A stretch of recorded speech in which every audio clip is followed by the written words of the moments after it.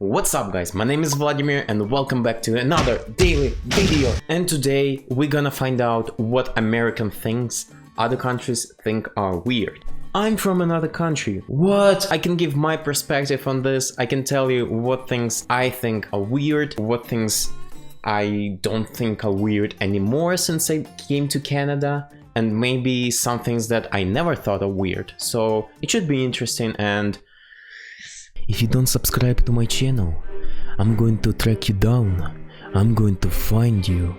And I'm going to click on that subscribe button myself. And also click on notification bell. It helps my channel a lot. And you want to help my channel, right? So that's gonna help. Oh. And yeah, let's just begin. In this episode of the Infographic Show, weird things Americans do. A bucket of coffee, please. Okay, so maybe it's not only Americans that do this, but we reckon Americans excel at it. In a story by British author Julian Barnes in the book Lemon Table, one elderly British woman points out how waiters... So guys, my perspective for this. I came to Canada when I was 21 years old. I didn't think I ever had coffee before that. And when I came to Canada, I started working in construction and coffee is so cheap. Obviously, Tim Hortons everywhere, McDonald's everywhere. Cup of coffee is like $1.50. And coffee shops sell them in huge cups. It just blew my mind. And I started drinking coffee like crazy. I don't drink that much anymore, but that was a weird period in my life. In some restaurants habitually keep filling up her coffee. It's quite nice in fact, but in Britain, such service would cost you a small fortune. And Americans seem to drink coffee by the gallon. Go to France or There's a bucket of coffee on the table. Italy, and in many cafes, you'll find your cup of coffee isn't cheap and comes in a tiny cup or glass. Oh hell yeah. Americans are... Whenever I come back to Ukraine, if you want to buy black coffee, it's maximum 50 milliliters. Imagine 50 millimeters. Medium-sized double in Canada, 300 millimeters. It's like 6 times more. Mass consumers of coffee, and we doubt any country can match it. US comedian Bill Hicks made a joke about Americans and their coffee habit before he died. The joke goes, he asked for a coffee in one restaurant, and the waiter said, How big is the large? You'll wanna pull your car around back, I'll start the pump. You want the 32 ounce or the large? How big is the large? Asked Hicks, and the waiter replied, you'll want to pull your car around back, I'll start the pump. The beast of the feast. So, you probably already know this, and you don't need to have visited the USA to have heard about it, but visitors often remark on how damn big portions are there. We've talked about this before, but not the real beast eaters. You see, in the States, all over the place, you've got those eat this ridiculously large, heart-stopping, gut-busting meal in 30 minutes and you get it for free. Godzilla would struggle to walk out of that deal without begrudgingly pulling out his wallet. Yet there... Wait, what? Heart-busting? What? So basically if you finish the meal, you're not gonna even pay? I think it's hard to stay not obese in America or Canada. It's like... There are names on the plaque on the wall. But why would anyone literally make themselves sick and pay for it?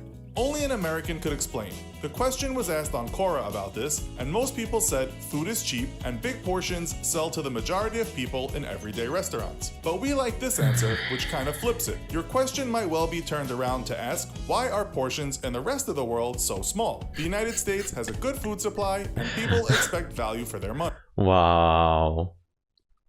Yeah. I think in Ukraine we have pretty big portions as well.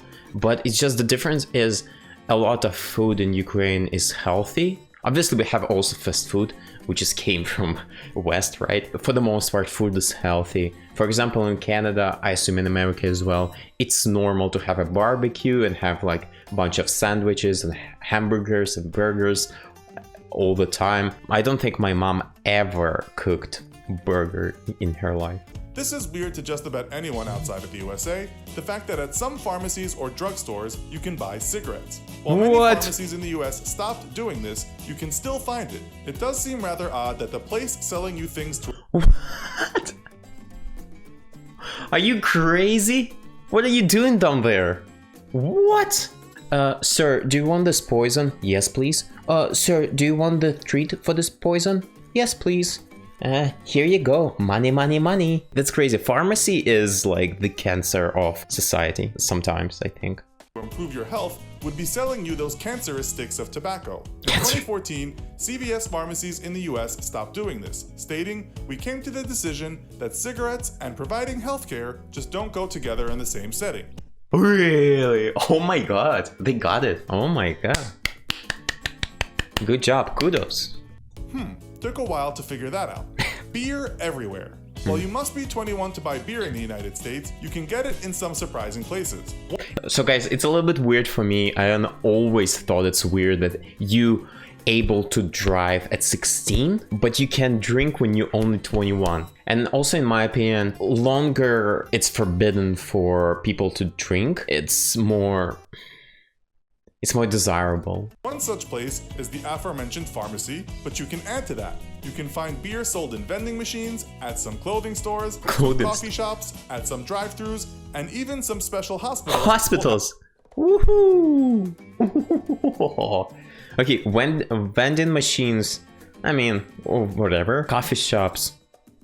Also, it's sold in Ukraine in coffee shops too. Maybe not now, it used to be like that, for sure. Drive-thrus. Also, but hospitals and clothing stores? Are you crazy? In a hospital! It's same as cigarettes in the pharmacy. And that's what I like about Canada. Here you can buy beer and liquor only in 2 shops. It's LCBO and beer store. I think only 5 years ago they started selling beer in selected supermarkets when I came to Canada, just when I came to Canada. Have beer for sale. These admittedly are rare. Accident lawyers. If you've watched the show Breaking Bad, you'll know there's a lawyer who will make sure you get paid for an accident you had.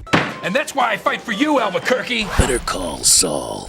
Or even didn't quite have. In the US, you can see signs for these sometimes sleazy guys on TV, or even see their shiny white teeth on giant advertising boards. This used to be weird in the UK, but over the last few years, the Brits are also getting in on accident claims, and their TVs are also full of nice people saying, "Did you have an accident? Did you know you can get compensated for that? Call this number." Drug deal. Is it weird that lawyers advertise themselves? I don't know. Maybe it's not usual to me, but is it weird? Nah. Dealers on TV. The last thing you need when all you really need is some exercise and clean living is someone on TV telling you can buy a possibly addictive, happy drug that can solve all your problems. These commercials might have calming music, birds flying over rainbows, people skipping and dancing through the park, and then someone saying a wonder drug made that happen. The original Zoloft ad told you just shouldn't have to feel this way. Maybe not, but to many Europeans, pushing it on TV seems a bit too much. Wait, what kind of drugs they're selling on TV? I wonder, like legit, like drugs on TV? Like drugs, like drugs on TV. What? What? Are you crazy? No, wait, no. that's I just mistaken. It should be something wrong. I don't want to research, but I'm sure it's not that. Another tale we heard was of a young man from West Virginia who met some Brits while traveling in Israel. He asked the Brits how the highways were in England. The Brits, jokingly, replied they didn't have cars and still used the horse and cart. The guy replied, "Wow." When the question was asked on Quora, why— Oh my god, no. Listen. I have a story. I have a juicy story. As you know, guys, I went to college in Canada, and I had a Canadian groupmate who played online with a Russian guy from Russia, and I'm from Ukraine, right? So he told that guy that he has a Ukrainian groupmate. So the Russian guy tells him that Ukrainians are cannibals and they eat people. So my Canadian groupmate asked me if it's true or not, and I told him, of course it's true, of course. I mean, it's delicious, right? And he still believes in it. That's crazy. Okay, as we've just had the World Cup of a game called football, we might as well go ahead and say that the rest of the world thinks America is weird for calling its strange stop and start game football. But we should tell you that it was the Brits that first called the game soccer, which is a diminutive of the words association football. The word sock comes from association, and The Guardian tells us Brits back then loved to put an ER at the end of words. Later, the Americans No way. naturally called it soccer just as the Brits did. Then the Brits decided the word soccer sounded too American and let it go. Now, the Brits and Europeans had been playing this football thing since medieval times, and it was called football back then too. But there were many types of football, including rugby. That's why the word soccer became a thing. Americans just took the word football for their own game, just as Europeans had done. But to be honest, American football is much closer to rugby, so it's still a bit weird. But let's just finish with saying, if any Brit or European gives you a hard time about calling the game soccer, just tell them what we told you. They started it. You have no defense, though, for calling a game played mostly with the hands football. Does anyone say this even unironically? If someone says to you, "Oh, it's not actually soccer, it's a football, it's a football." I mean, who cares? First of all. Second of all, just don't speak to that person. I say it all the time, but as a joke. Like, I understand, like, to poke someone and trigger someone, maybe. Okay, guys, thank you so much for watching the video. And to be honest, like, 50% of these things, I don't know if they're that weird. Maybe it's because I already lived here and I've watched tons of American movies. If you're American, tell me if you think that these things are weird or not.